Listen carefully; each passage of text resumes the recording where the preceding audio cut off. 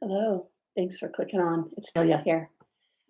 So today there's been a lot of conversations about affirmations and um, the problems that people have with affirmations. And I know that for myself, years ago, I couldn't do affirmations. They didn't work for me. And I just wrote a blog to kind of break some of that down. But I thought I'd talk about it here too. That for me, um, affirmations didn't work because I have, we're all very funny. I have kind of a high and mighty streak and a purist streak, and then not, right? And I didn't like affirmations because I was really dedicated to telling myself the truth about it. The truth is everything, right? And which is great. Um, but it took me a long time to realize that I stopped doing affirmations because I felt like they were lying. I was lying to myself, and I didn't want to lie to myself.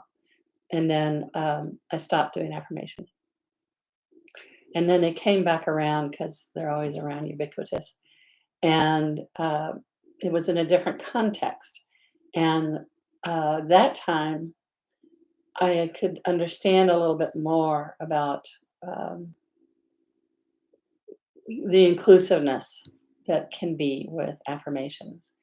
And especially when I realized that I had been earnestly seeking the truth and my own authenticity all along, but I was doing it from the same background I grew up with, which was biased. And so I was made aware that I was more than willing to lie to myself about myself in the negative. Was more than willing to say how bad I was or how this or that or the other, something that hurt and something that was negative. But I had no tolerance for anything good about me. And it was very hard to accept compliments. I oftentimes didn't hear them. In fact, the screens were so thick in my ears. I was so programmed for invalidation that even if someone did give me a compliment, I would turn it into a criticism or a slight. So I was so steeped in invalidation, and for so long that it really felt like my only safe place. Um, it's the queen of preemptive strike. It's the leave them before they can leave you, cut you down before they can cut you down. Um, all the different things that people do when we come from um, when we're surviving childhood trauma, especially unaddressed and unknown. So, because the nature of childhood is everything that's happening is normal, and it takes us coming into adulthood and really uh, seeking healing, usually doesn't just drop in your lap to discover that all these things that you thought of or as normal when you were growing up were actually neglect or abuse or worse. Well, abuse and neglect cover it's a big range, but and it's not about a competition about which is better, which is worse. How bad was it? When it's what happened to you, especially as a child, it's bad enough. And what stumped you or what stopped you or what got in your head is bad enough. And it's just a matter of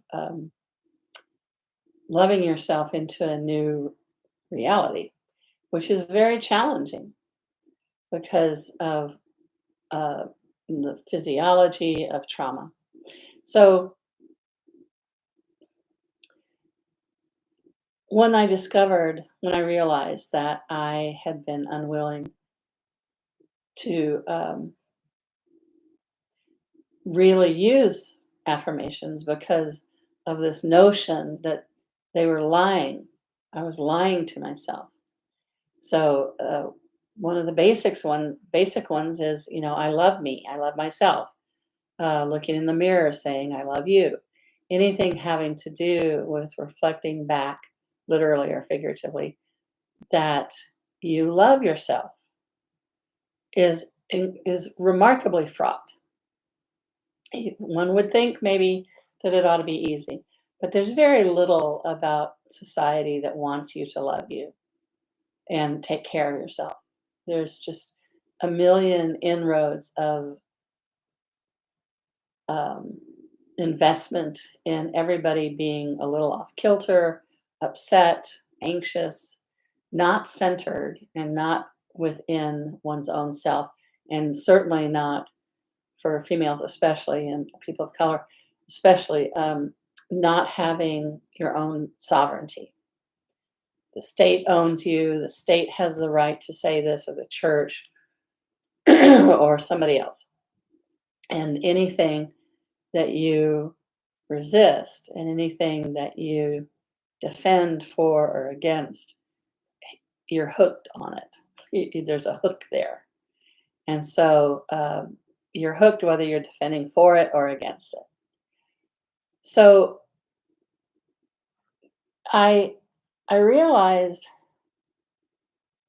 that I was not willing to lie to myself in the positive, which meant I wasn't willing to tell myself the truth about myself because of how it got screwed up when I was a little kid, and an authority figure told me that if I wasn't crying, I wasn't telling myself the truth about myself.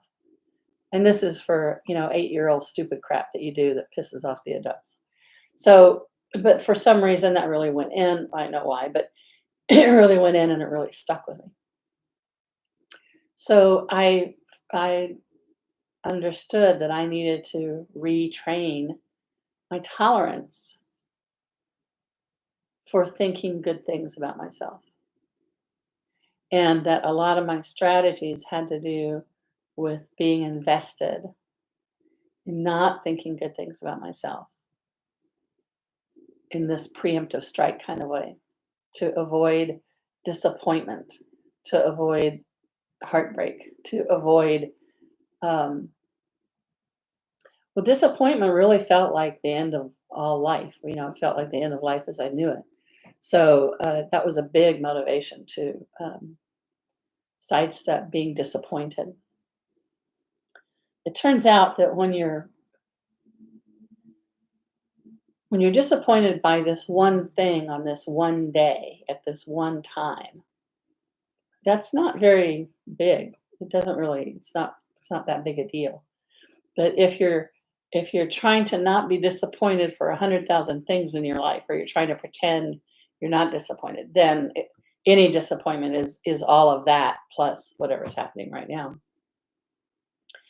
So it was going to be necessary to develop a capacity or a tolerance for feeling good about myself and for thinking good thoughts about myself and what kind of other shoe was going to drop if I was going to do that.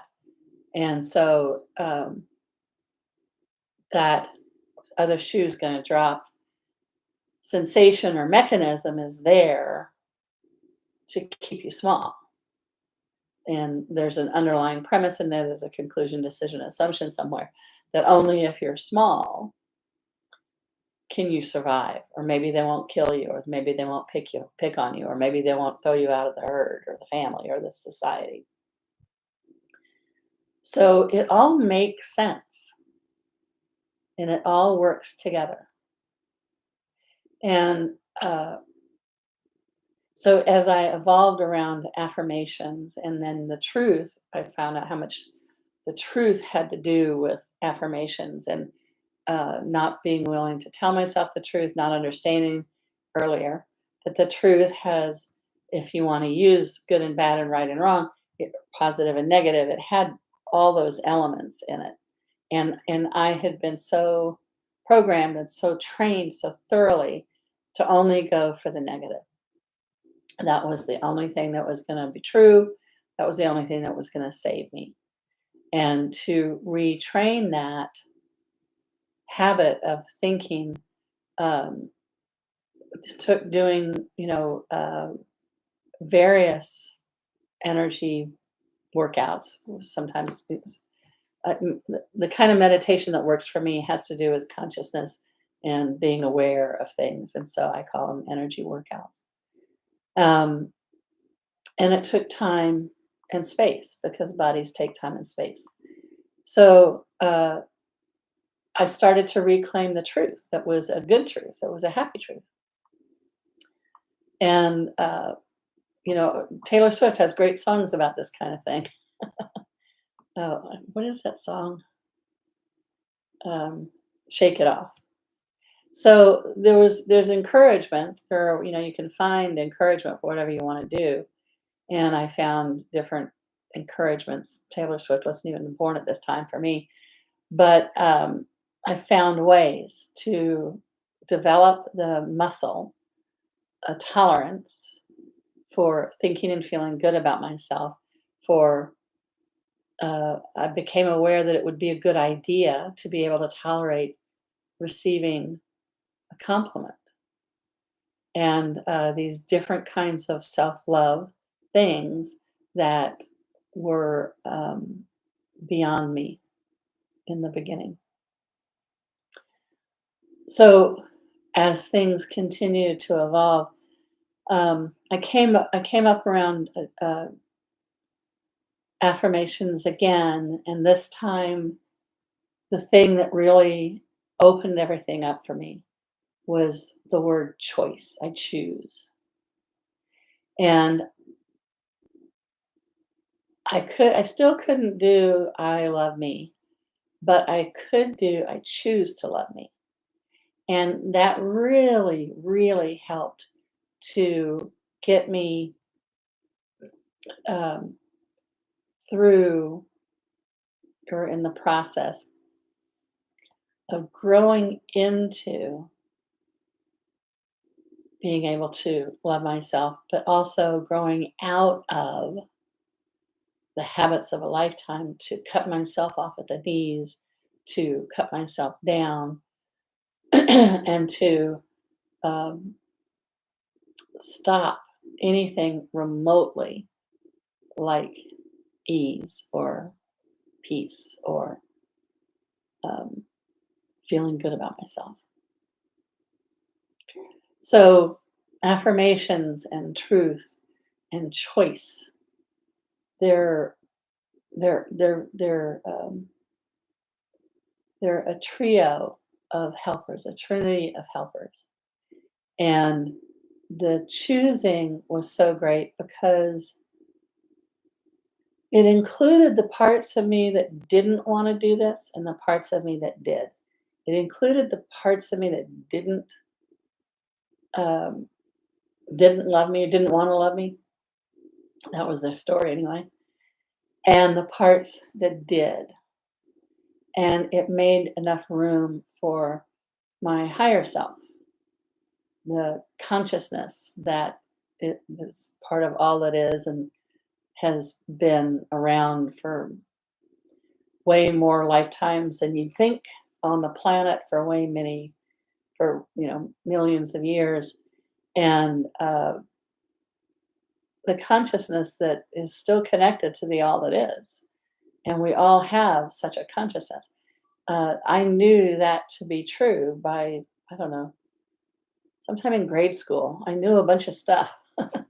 I didn't know how didn't know how to apply it, but I knew from grade school that everything is energy, and energy never dies, it just changes form. And if energy never dies, it just changes form, then who you are doesn't die. Your body dies, but you don't die. You transform,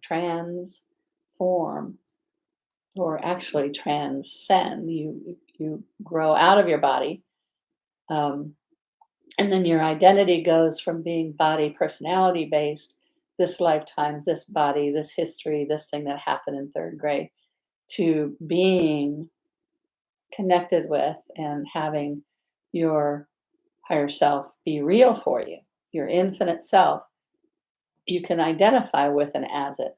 Maybe not off the bat, and maybe not every day at the beginning, but you can develop that muscle too. So, I choose made a lot of difference. And choice is one of the most potent superpowers we have, and one of the most underrated and misunderstood. So, Viktor Frankl wrote A Man's Search for Meaning, and he's an Auschwitz survivor. And I was looking for credible information. And I was the kind of person that a person's experience was more valuable to me than a dissertation of someone who didn't have an experience with whatever they were talking about. And Viktor Frankl had the ultimate experience of being in a concentration camp. And his main theme in that book is um, it's you have a choice.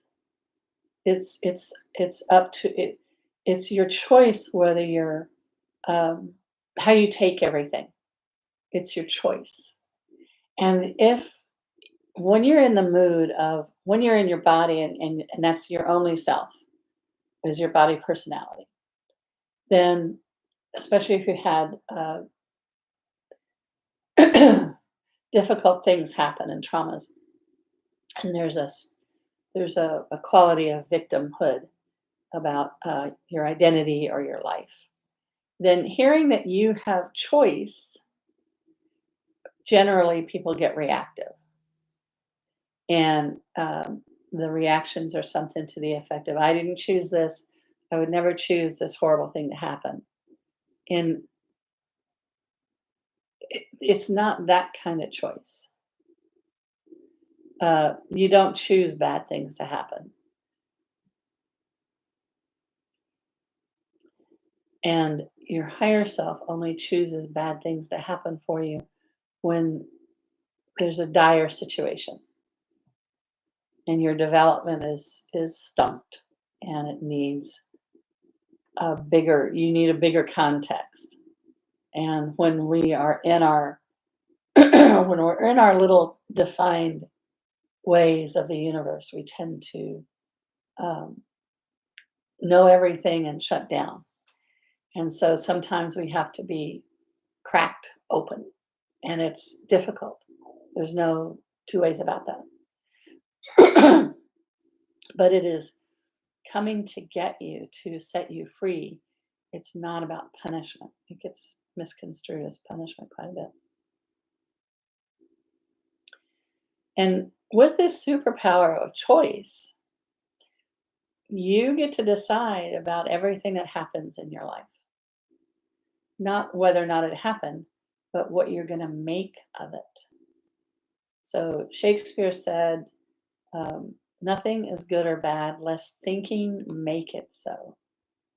So you have to have thoughts and you have to have judgment for something to be good or bad. And then you have to act out on that. And with the power of choice, you can make anything the best thing that could have happened. You can make anything the best thing that could have happened by your choice and then how you act on your choice. So it's different than whenever a door closes, a window gets open. It's different from that, partly because you're not in control of the door closing or the window opening.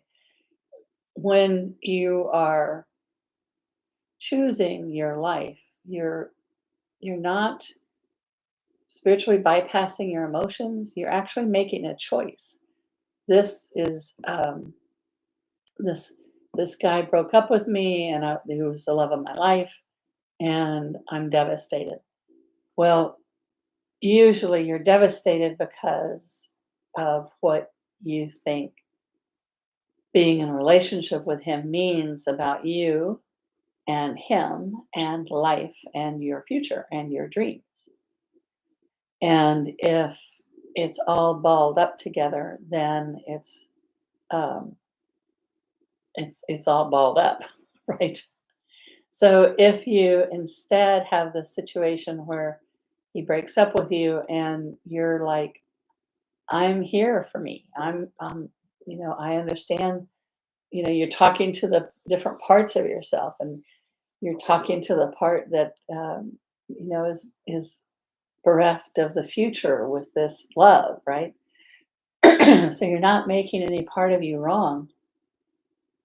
You're actually listening. You're actually being more present with yourself and saying, we're going to turn this into the best thing that could have happened.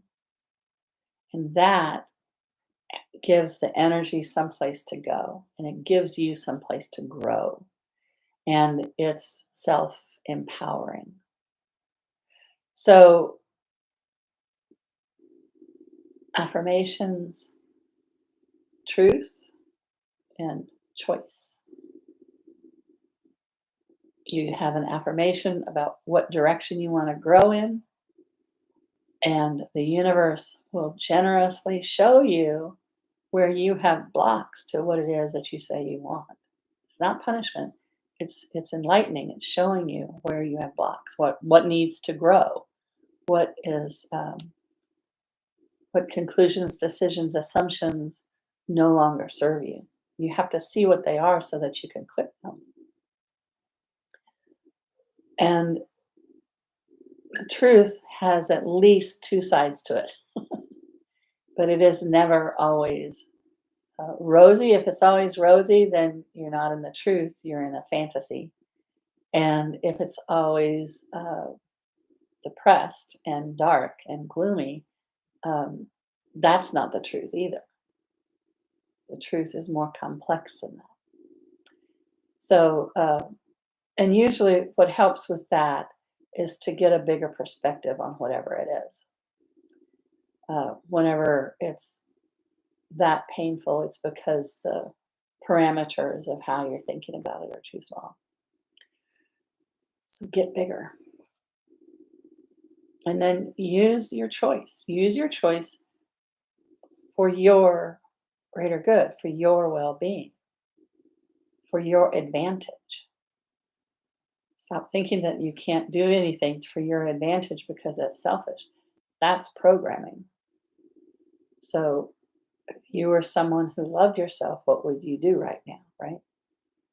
And you can start making choices and decisions from that point of view and see what happens. It's all baby steps. It's all growing into, it's migrating normal and growing into more of you as as things should be. So thanks for listening, and I'll put the link to my blog underneath. And if you have any comments, I'd love to hear how this worked for you. Okay. So choice. Sorry. Um, I choose to love myself. I choose to be on my side. Use those affirmations and do the experiment, see what kind of an impact they have on your day and on your life. I'd love to hear from you. Okay, thanks. Bye.